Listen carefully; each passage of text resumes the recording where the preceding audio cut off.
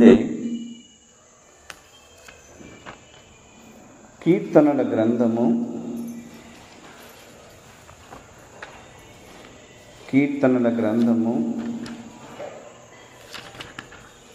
99వ కీర్తన.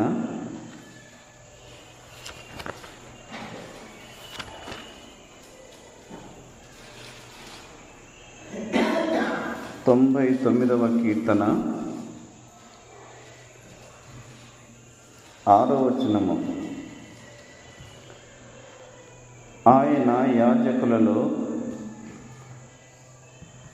మోసే అహరోను నుండి ఆయన నామమును బట్టి ప్రార్థన చేయువారిలో సమూయేలు ఉండెను. వారు యెహోవాకు మొరపెట్టగా ఆయన వారికి ఉత్తరమిచ్చెను. ప్రార్థన చేసుకుందాం. కృపా కనికరములు గల మా తండ్రి, మీకు స్తోత్రములు చెల్లిస్తూ ఉన్నాము.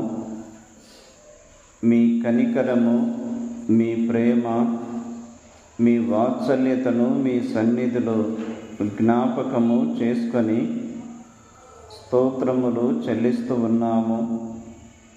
ఈ దినము ఉదయకాలము మీ సన్నిధిలో మాకిచ్చిన మీ లేఖనములను బట్టి, సహవాసమును బట్టి మిమ్మల్ని స్తుతిస్తూ ఘనపరుస్తూ ఉన్నాము. ఈ సాయంకాలము యెరూషలేము ప్రార్థనా మందిరములో మీ నామమున చేరి మిమ్మల్ని కీర్తించడానికి మీరిచ్చిన భాగ్యమును బట్టి స్తోత్రములు. మీ గ్రంథములో నుండి మీ వాక్యము చదువుకొని ఉండగా మాతో మీరు మాట్లాడమని, మమ్మును బలపరచమని, స్థానిక సంఘమును దీవించి ఆశీర్వదించి మీ కృపలో వర్ధిల్ల చేయమని యేసు క్రీస్తు నామమున స్తోత్రములు చెల్లించి వేడుకొనుచున్నాము తండ్రి. ఆమేన్. ప్రభువునందు ప్రియులారా, మనము 99వ కీర్తన 6వ వచనం మనం చదువుకున్నాము. ఈ వచనములో మొదటి వరుసలో ఆయన యాజకులలో మోసే అహరోనులు ఉండిరి. రెండవ వరుసలో ఆయన నామమును బట్టి ప్రార్థన చేయువారిలో సమూయేలు ఉండెను.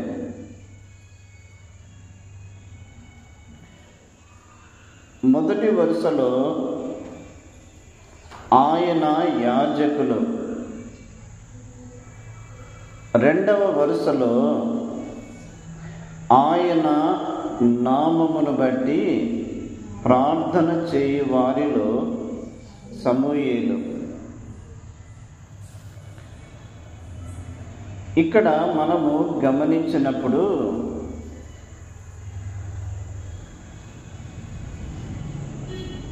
మోసే, అహరోను వీరు యాజకులుగా కనిపిస్తున్నారు. సమూయేలు ప్రార్థనా పరుడుగా కనిపిస్తున్నాడు. మరి ఒక వచనాన్ని మనము చదువుకుందాం. యెహెజ్కేలు గ్రంథము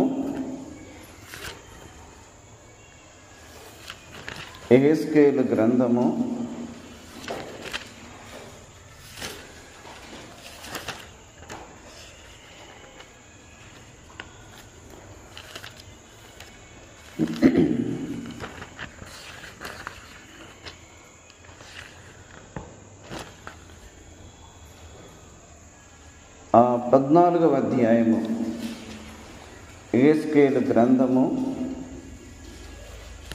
14వ అధ్యాయము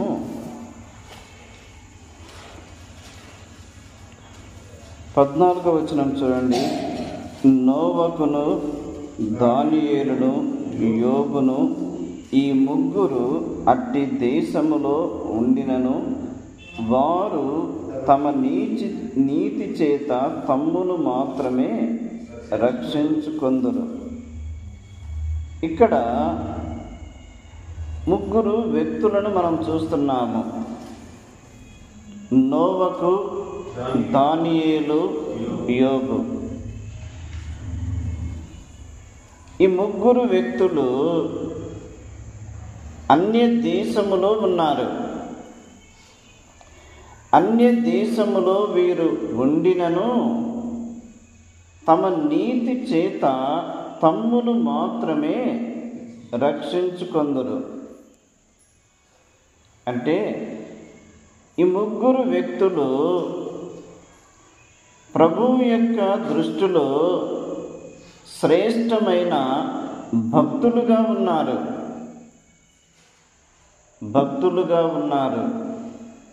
వీరి యొక్క భక్తి జీవితమే వారు ఉన్న అన్య దేశములో తమ్మును తాము రక్షించుకొనుటకు ఉపయోగపడినది.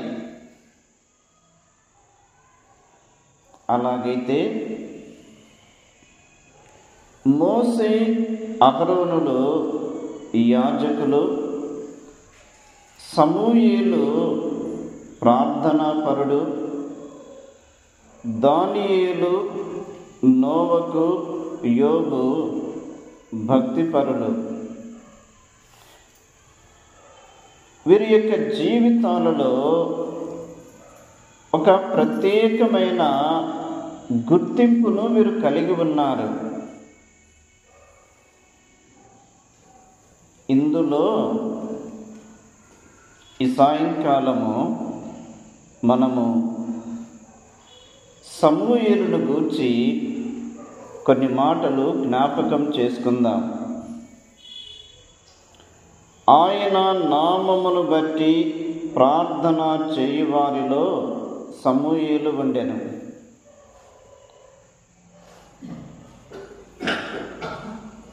తల్లి అయిన హన్నా ఒకరోజు షిలోహులోని దేవుని మందిరానికి వెళ్ళి ఆ దుఃఖముతోనూ నిట్టూర్పుతోనూ ప్రార్థన చేస్తుంది. ఆ ప్రార్థనలో ఒక తీర్మానం కూడా కలిగి ఉంది. నీ సేవకురాలనైన నాకు మగపిల్లను దయచేసిన ఎడల నేను వానిని నీకు అప్పగింతును. నీ సేవకురాలనైన నాకు మగపిల్లను దయచేసిన ఎడల నేను వానిని నీకు అప్పగింతును అని మ్రొక్కుబడి చేసుకున్నది. ఈ హన్నా యెహోవా సన్నిధిలో ప్రార్థన చేయుచుండెను. చూడండి, సమూయేలు మొదటి గ్రంథము 1వ అధ్యాయము. సమూయేలు మొదటి గ్రంథము 1వ అధ్యాయము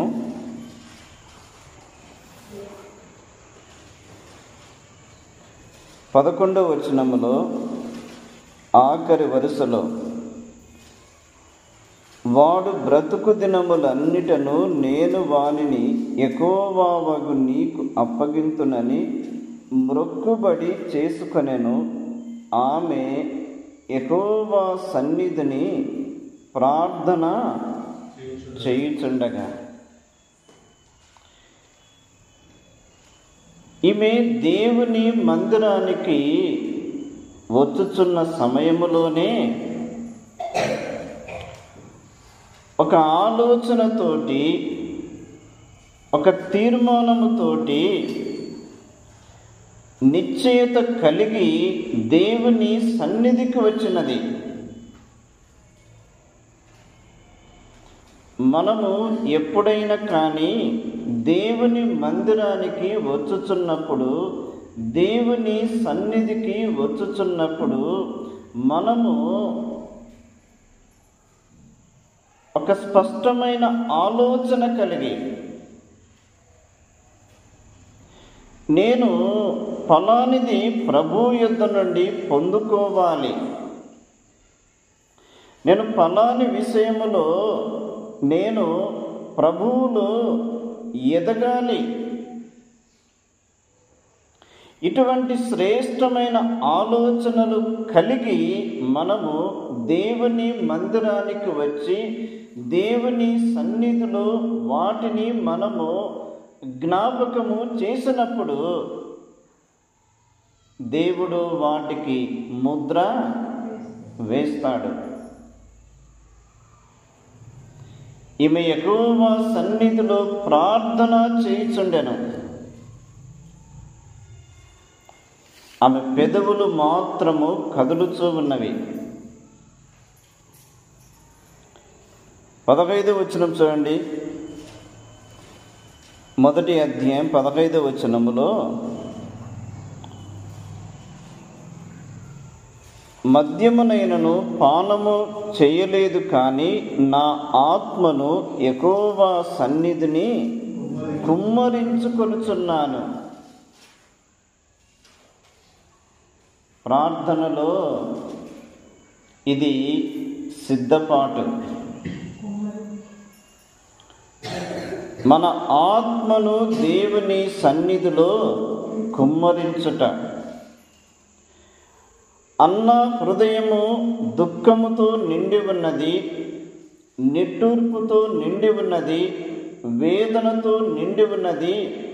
దుఃఖముతో నిండి ఉన్న ఆ హృదయముతోనే అన్న దేవుని సన్నిధికి వచ్చి, దేవుని మందిరానికి వచ్చి యెహోవా సన్నిధిని ప్రార్థన చేయటం మాత్రమే కాకుండా తన ఆత్మను దేవుని సన్నిధిలో కుమ్మరించినది.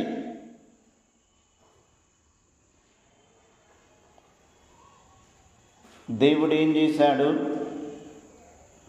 చూడండి.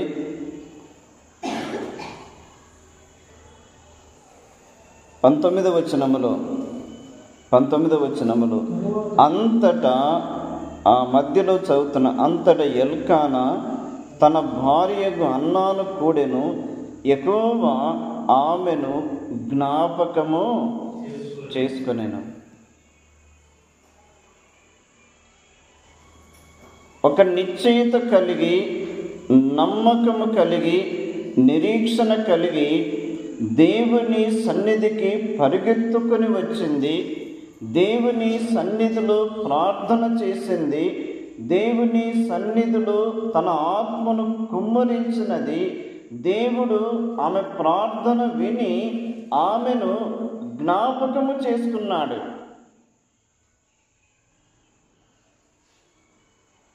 మన ప్రార్థనలో కూడా ఇటువంటి పట్టుదల అవసరము.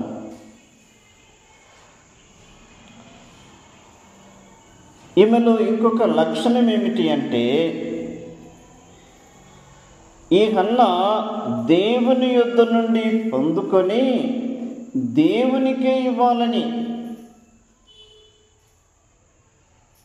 దేవుని యొద్ద నుండి పొందుకొని తన కొరకు పెట్టుకొనుట కాదు, దేవుని యొద్ద నుండి పొందుకొని పొందుకున్నది దేవునికి అప్పగించాలి అని, దేవుని చేత దీవించబడాలి అని.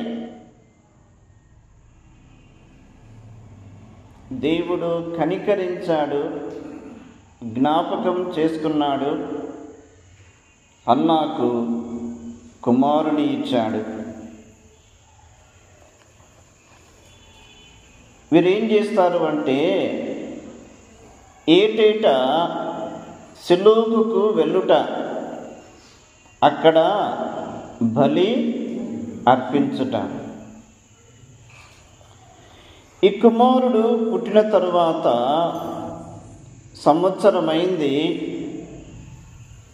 భర్తకు ఎల్కానా ఏమంటున్నాడు, మనము యెహోవా సన్నిధికి వెళ్ళుదము అని అన్నప్పుడు అన్న ఏమంటుంది,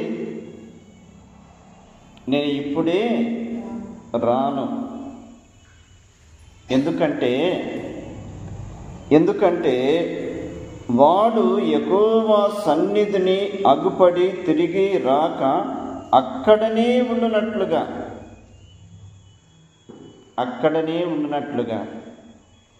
అంటే ఈ 3 సంవత్సరములు ఈ తల్లి యొక్క పెంపకములో సమూయేలు పెరుగుతూ ఉన్నాడు.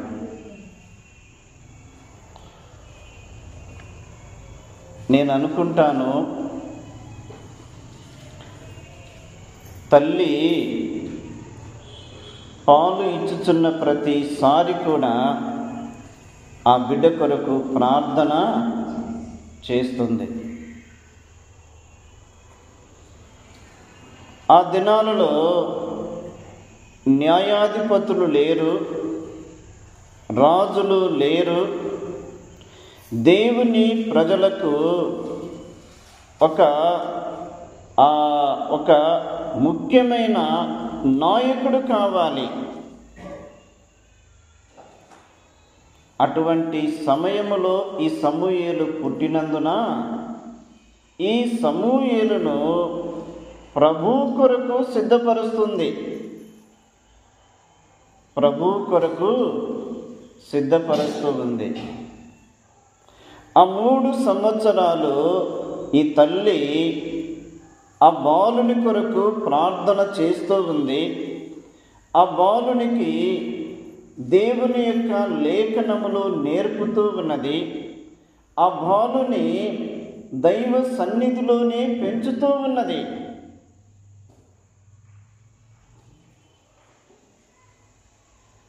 మూడవ సంవత్సరము కుటుంబముతో పాటు బయలుదేరి వెళుచున్నది. చూడండి, మొదటి అధ్యాయము 28వ వచనము. కాబట్టి నేను ఆ బిడ్డను యెహోవాకు ప్రతిష్ఠించుచున్నాను, తాను బ్రతుకు దినములన్నిటను వాడు యెహోవాకు ప్రతిష్ఠితుడని చెప్పెను. అప్పుడు వాడు యెహోవాకు అక్కడనే మ్రొక్కెను. ఏమి నేర్చుకున్నాడు? ఆరాధన నేర్చుకున్నాడు. ఎక్కడ నేర్చుకున్నాడు? తల్లి దగ్గర నేర్చుకున్నాడు. తల్లి ప్రార్థనాపూర్వకముగా దేవుని యొద్ద నుండి కుమారుని పొందుకున్నది. ఆ కుమారుని ప్రతి దినము కూడా ప్రభు కొరకై సిద్ధపరుస్తూ ఉంది. ఆ కుమారుని కొరకై ఈ తల్లి ప్రార్థన చేస్తూ ఉన్నది.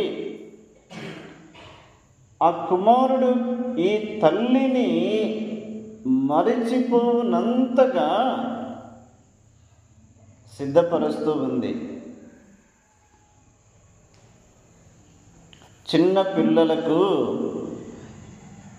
తల్లి కొంతసేపు కనబడకపోతే ఏం చేస్తారు? ఏడుస్తారు కదా. తండ్రి సముదాయించలేడు. ఆ బాలుని యొక్క పరిస్థితి కూడా చాలా వేరుగా ఉంటుంది. కానీ ఈ హన్నా ఈ సమూయేలును అన్ని రకాలుగా ప్రిపేర్ చేసి పెట్టింది. యెహోవా సన్నిధిలో ఈ తల్లి ఆ బాలుని వదిలిపెట్టినది, దేవునికి ప్రతిష్ఠించినది. ఆ బాలుని అక్కడే విడిచిపెట్టి ఈ తల్లి ఇంటికి వచ్చినది.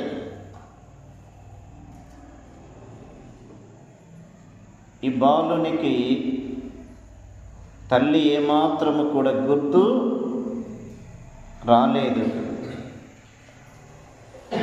ఎందుకు అంటే దేవుని సన్నిధిలో ఈ బాలుడు పెరుగుతూ ఉన్నాడు. దేవుని సన్నిధిలో ఈ బాలుడు ఎదుగుతూ ఉన్నాడు. దేవుని సన్నిధిలో దేవుని పని కొరకు సిద్ధపరచబడుతూ ఉన్నాడు.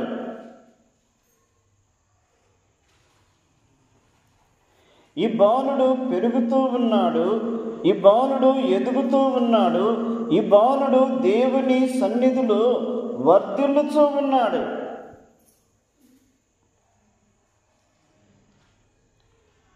ఒక గొప్ప వ్యక్తిగా సిద్ధపడి ఉన్నాడు.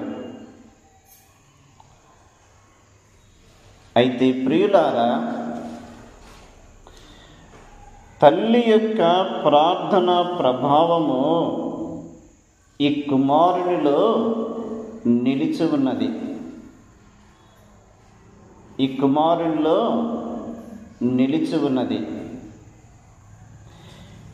ఈ కుమారుడు కూడా దేవుని మందిరములో ఉన్నాడు. దేవుని మందిరములో పరిచర్య చేస్తూ ఉన్నాడు. దేవుని మందిరములో పెరుగుతూ ఉన్నాడు. దేవుని మందిరములో ఎదుగుతూ ఉన్నాడు. దేవుని మందిరములో ప్రార్థన చేసుకుంటూ ఉన్నాడు. ప్రతి దినము ఈ సమూయేలుకు దేవునితోనే సహవాసము. ఇలాగున్నప్పుడు బయటి ప్రపంచము కానీ కుటుంబము కానీ మరిచిపోదురు.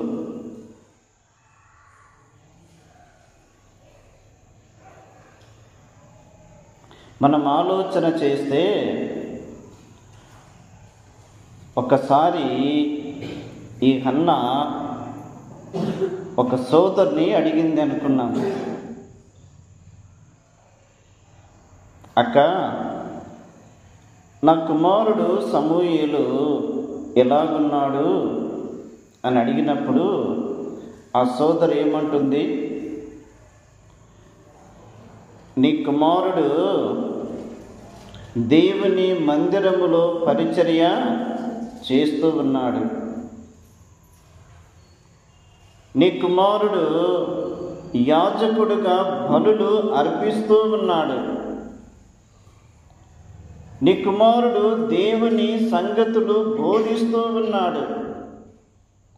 నీ కుమారుడు ప్రజలకు న్యాయమును తీర్చుచూ ఉన్నాడు. నీ కుమారుని నీవు ఒక ప్రయోజనకరమైన వ్యక్తిగా నీవు సిద్ధపరచి ఉన్నావు. ఈ మాటలు సోదరి ఈ తల్లికి వివరిస్తూ ఉన్నప్పుడు తల్లి యొక్క మనసు ఎలా ఉంటుంది? ఇక ఇంతకన్నా సంతోషము నాకు ఏది అక్కరలేదు.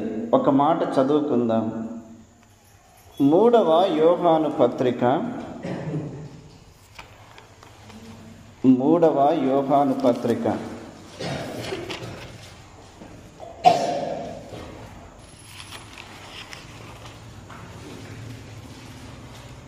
3వ యోహాను పత్రిక 4వ వచనములో, నా పిల్లలు సత్యమును అనుసరించి నడుచుకొనుచున్నారని వినుట కంటే నాకు ఎక్కువైన సంతోషము లేదు.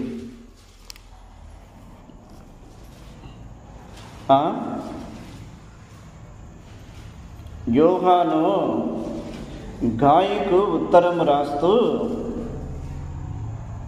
అక్కడున్న సంగతులు తెలుసుకొని ఏమంటున్నాడు? నా పిల్లలు సత్యమును అనుసరించి నడుచుకొనుచున్నారని వినుట కంటే నాకు ఎక్కువైన సంతోషము లేదు. ఇక్కడ మనము ఒక ప్రశ్న వేసుకోవాలి.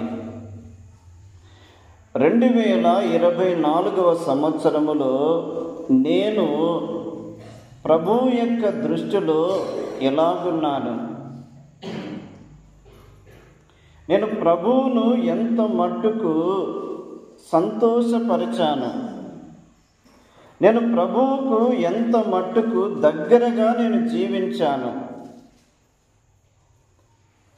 ఒకవేళ 2024వ సంవత్సరంలో నేను ప్రభువును సంతోషపెట్టలేకపోతే, ప్రభువు మనలను ప్రేమించి మరి యొక్క నూతన సంవత్సరమును దయా కిరీటముగా మనకు ఇచ్చాడు అంటే దాని అర్థం ఏమిటి?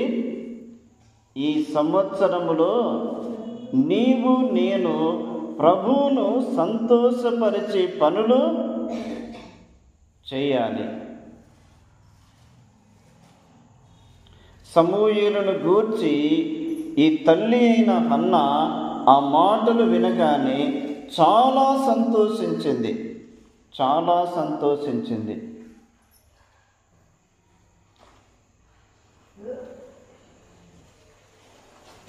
ఈ వ్యక్తి 3 రకములైన పరిచర్య చేశాడు. ఎవరు? సమూయేలు. ఏమిటి ఆ 3 రకములు అంటే, ఒకటి యాజకత్వము జరిగించుట, రెండవది ప్రవక్త యొక్క పని చేయుట, మూడవది న్యాయాధిపతిగా ఉండుట. ఒకే వ్యక్తి 3 రకములైన పనులు, 3 రకములైన బాధ్యతలు నమ్మకముగా నెరవేర్చాడు. ఇంతటి సామర్థ్యము, ఇంతటి నడిపింపు ఈ సమూయేలుకు ఎక్కడ నుండి వచ్చింది? తల్లి యొక్క ప్రార్థన.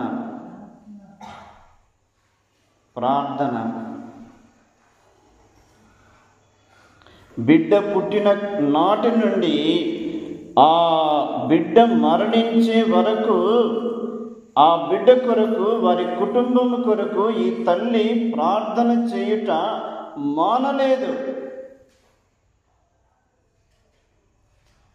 మన జీవితంలో కూడా మనము దేవుని యొద్ద నుండి ఏదైనా పొందుకోవడానికి ప్రార్థనలు మొదలు పెట్టాము అంటే దానిని పొందుకునే వరకు ప్రార్థన ఆపకూడదు. యాజకత్వము జరిగించుట, ప్రవక్త పరిచర్య చేయుట, న్యాయాధిపతిగా న్యాయమును తీర్చుట. యాజకుడు అంటే ప్రజల పక్షముగా దేవుని సన్నిధిలో నిలుచువాడు. ప్రవక్త అంటే దేవుని తరపున ప్రజల యొక్క సమక్షములో నిలుచువాడు. న్యాయాధిపతి అంటే న్యాయమును తీర్చువాడు. ఈ సమూయేలు గూర్చి ఒక మాట వ్రాయబడి ఉంది.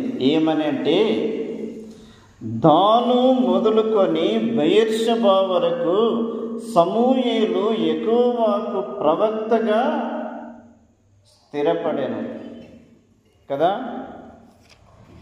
సమూయేలు మొదటి గ్రంథము 3వ అధ్యాయం చూడండి.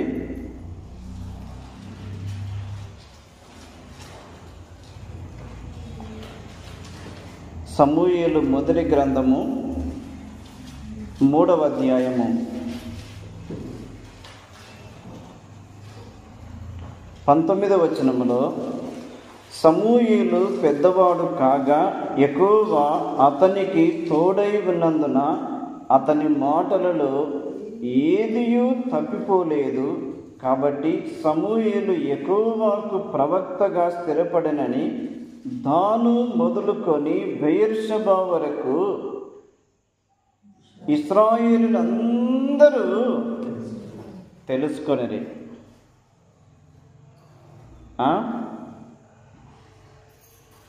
దేవుని జనాంగము యొక్క నోట ఎవరి పేరు పలకబడుతుంది? సమూయేలు, సమూయేలు, సమూయేలు. ప్రియులారా, మన జీవితంలో మనము ప్రార్థన చేయుటలో మనము నిర్లక్ష్యము అనేది ఎప్పుడు ఉండకూడదు. అందుకే దైవజనుడైన మోసే వ్రాసిన ఆ కీర్తనలలో దైవజనుడైన మోసే, అహరోనులు వారు యాజకులుగా ఉన్నారు. వారి క్రింది వరుసలో ఆయన నామమును బట్టి ప్రార్థన చేయు వారిలో సమూయేలు ఉండెను. ప్రభు నామమును బట్టి ప్రార్థన చేయువాడు, ప్రభు నామమును బట్టి ప్రార్థన చేయువాడు. ప్రభు నామము ఎటువంటిది? నేను జ్ఞాపకం చేస్తాను. యెహోషువ గ్రంథము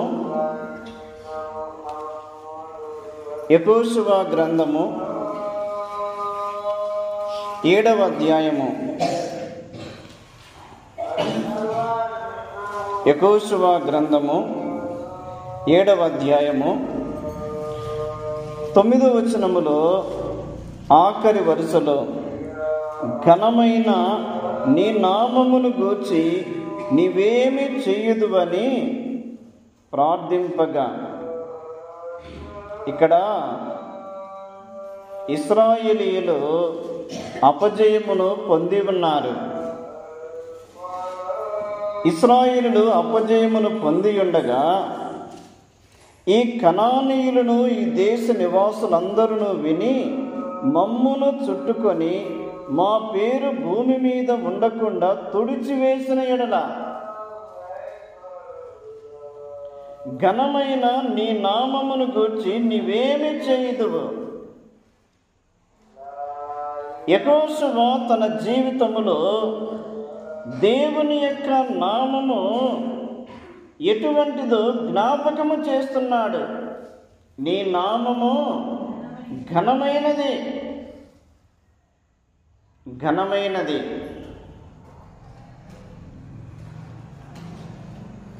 సమస్త దేవతల కంటే ఘనమైన నామము, సమస్త దేవతల కంటే నీవు ఔన్నత్యమును పొంది ఉన్నవాడవు. ఘనమైన నామము. ఇశ్రాయేలుల మధ్య పాపము ఉన్నది. ఆ పాపమును వారు గుర్తించకుండా యెహోషువ మోకరించి ప్రార్థన చేస్తున్నాడు. నీ నామము ఘనమైన నామము. న్యాయాధిపతుల గ్రంథము 13వ అధ్యాయములో అక్కడ మనోహతో దేవుని దూత పలుకుతున్న మాట. 13వ అధ్యాయము, న్యాయాధిపతుల గ్రంథము 13వ అధ్యాయము 17వ వచనములో, మనోహ, నీ మాటలు నెరవేరిన తరువాత మేము నిన్ను సన్మానించినట్లు నీ పేరేమని యెహోవా దూతను అడుగగా, యెహోవా దూత, నీవేళ నా పేరు అడుగుచున్నావు, అది చెప్ప సఖ్యము కానిది. మనోక దేవుని దూతతో, మేము నిన్ను సన్మానించినట్లు నీ పేరేమిటి? యెహోవా దూత మనోకతో, నీవేళ నా పేరు అడుగుచున్నావు, అది చెప్ప సఖ్యము కానిది. అంటే ఆయన నామము వివరించుటకు వీలు కానిది. ఆయన నామము ఘనమైనది. ఆయన నామము వివరించుటకు వీలు కానిది. ఆనాడు మోసేతో దేవుడేమన్నాడు? నేను ఉన్నవాడను, అనువాడనై ఉన్నాను.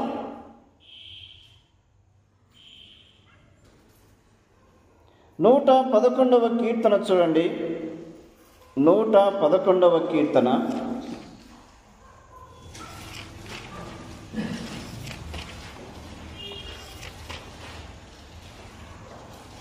111వ కీర్తన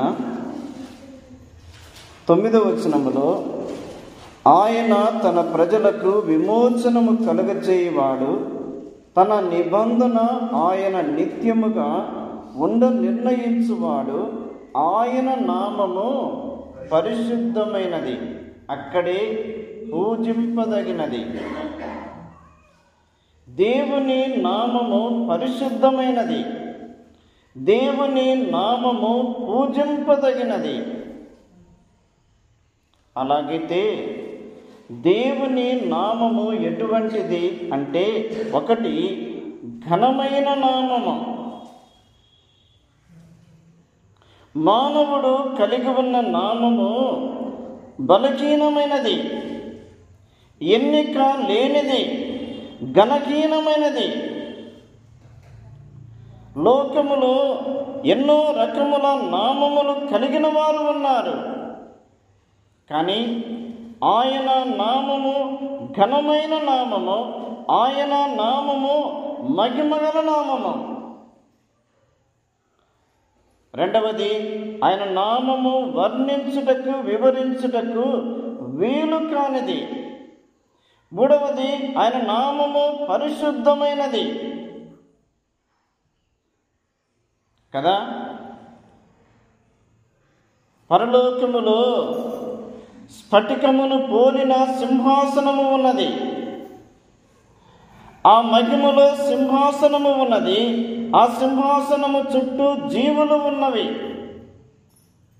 24 పెద్దలు ఉన్నారు, కెరూబులు ఉన్నారు, శరాపులు ఉన్నారు, కోట్ల కొలది దూతలు ఉన్నారు. వారు పాడుతున్న ఒకే ఒక కీర్తన, భూత వర్తమాన భవిష్యత్ కాలములలో సర్వాధికారియునకు దేవుడు పరిశుద్ధుడు, పరిశుద్ధుడు, పరిశుద్ధుడు అని మానక రాత్రింబగళ్ళు చెప్పుచూ ఉన్నారు. ఆయన పరిశుద్ధతను గూర్చి ఎంత వర్ణించినా మనకున్న జ్ఞానము కూడా సరిపోదు. ఆయన నామము పరిశుద్ధమైనది, ఆయన నామము పూజించుటకు యోగ్యమైన నామము. నీ నామము రుజువాయే నీ ప్రజలలో దేవా, నీ నామం రుజువాయే నీ ప్రజలలో దేవా, వార్ని మాతరమా, వార్ని మాతరమా, మహిమగల నీ నామమును. కాబట్టి ఆయన నామము వర్ణించుటకు వీలు కానిది. ఆ నామమును బట్టి సమూయేలు ప్రార్థన చేయుచున్నాడు. ఆ పరిశుద్ధమైన నామమును బట్టి, ఆ ఘనమైన నామమును బట్టి, ఆ వర్ణించుటకు వీలు కాని ఆ నామమును బట్టి సమూయేలు ప్రార్థన చేయుచూ ఉన్నాడు. అయితే అక్కడే ఒక మాట వ్రాయబడి ఉంది. ఏమని? 99వ కీర్తన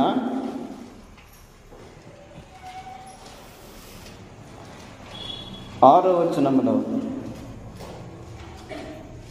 కింది వరుసలో వారు యెహోవాకు మొరపెట్టగా ఆయన వారికి ఉత్తరమిచ్చెను. మోషే కానీ, అహరోను కానీ, సమూయేలు కానీ వారు ప్రార్థనా పరులుగా ఉన్నారు. వారు యెహోవాకు మొరపెట్టిరి, ఆయన వారికి ఉత్తరమిచ్చెను. కాబట్టి ప్రియులారా, మనము ప్రభు నామమును బట్టి ప్రభు సన్నిధికి చేరి ప్రార్థన చేసినప్పుడు మన ప్రార్థనలు ఆయన దృష్టికి యోగ్యముగా ఉంటే ఆ ప్రార్థనలు తప్పకుండా అంగీకరించబడును. ఒక మాట జ్ఞాపకం చేసి నేను ముగిస్తాను. సమూయేలు మొదటి గ్రంథము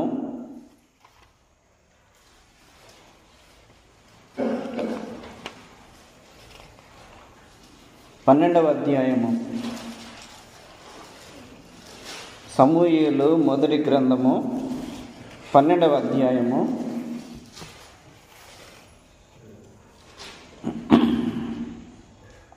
23వ వచనము. నా మట్టుకు నేను మీ నిమిత్తము ప్రార్థన చేయుట మానుట వలన యెహోవాకు విరోధముగా పాపము చేసిన వాడనగుదును, అది నాకు దూరమగుగాక. ఎందుకు సమూయేలు ప్రార్థనకు ఇంత ప్రాముఖ్యతను ఇచ్చాడు అంటే, అదే కనుక నా జీవితములో లేకపోతే నేను ఎక్కడ నిలుస్తాను?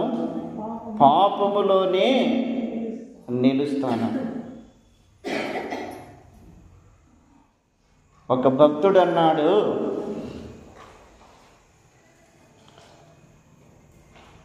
ప్రార్థన పాపమును దూరము చేయును, పాపము ప్రార్థనను దూరం చేయును. నీవెంతగా ప్రార్థనలో ఉంటే ఆ ప్రార్థన నీ జీవితములో కొనసాగించబడుతూ ఉంటే నీవు పాపమును అంతగా దూరపరుస్తావు. నీవెంతగా పాపమును ప్రేమిస్తూ ఉన్నావో ప్రార్థన నీకు అంతగా దూరమైపోతుంది. కాబట్టి తల్లి ప్రార్థన కొనసాగిస్తూ ఉంది. ఆ ప్రార్థనలో ఉన్న మాధుర్యము సమూయేలు ఎరిగాడు, అనుభవించాడు. ఒక్కరోజు ప్రార్థన చేయట మానివేస్తే సమూయేలు తన జీవితంలో ఏదో కోల్పోయాను.